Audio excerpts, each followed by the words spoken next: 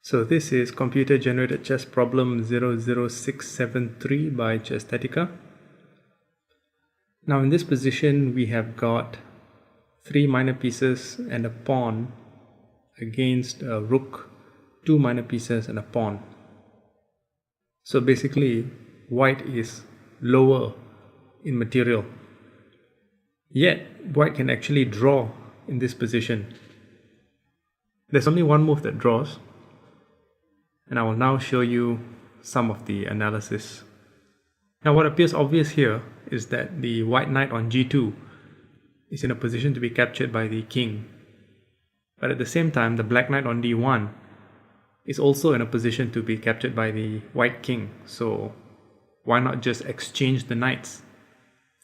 So if white were to play king captures knight, black would actually not capture the knight on g2 and not even capture the knight on h5, which is also in a position to be captured by the rook instead. Rook to d3 check, forking the king and the bishop and capturing the bishop instead. So after king to c2, then we have, for example, rook captures d6. And now white is probably lost because with a rook and bishop that are long range pieces, this is quite a straightforward win in most cases against two knights, which are much slower.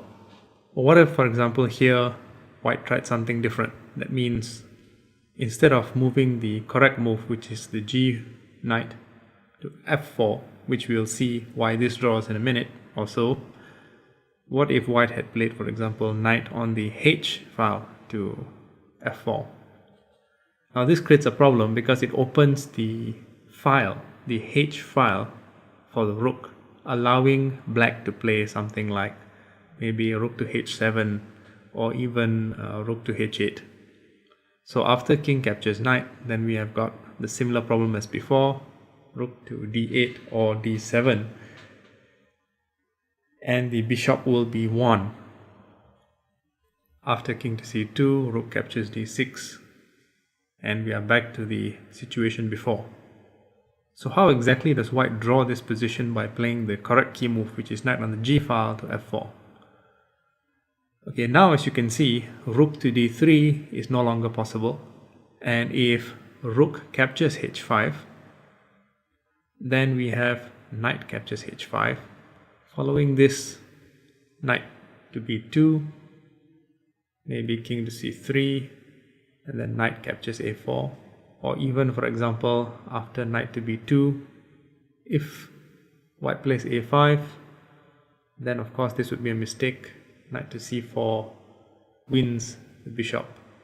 So after knight to b2, king to c3, knight captures a4, king to c4, and now basically it's evenly matched.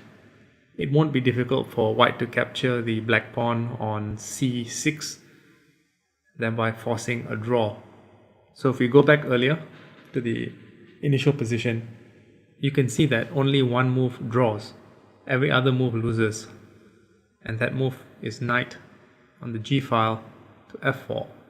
And if here, for example, black were to play rook to h2 check, well, then we have got king captures d1, and then maybe rook to a2, but after knight to g3 check, king to f2, knight on the f file to e2, rook captures a4, king to c2, maybe king to f3, knight to c3.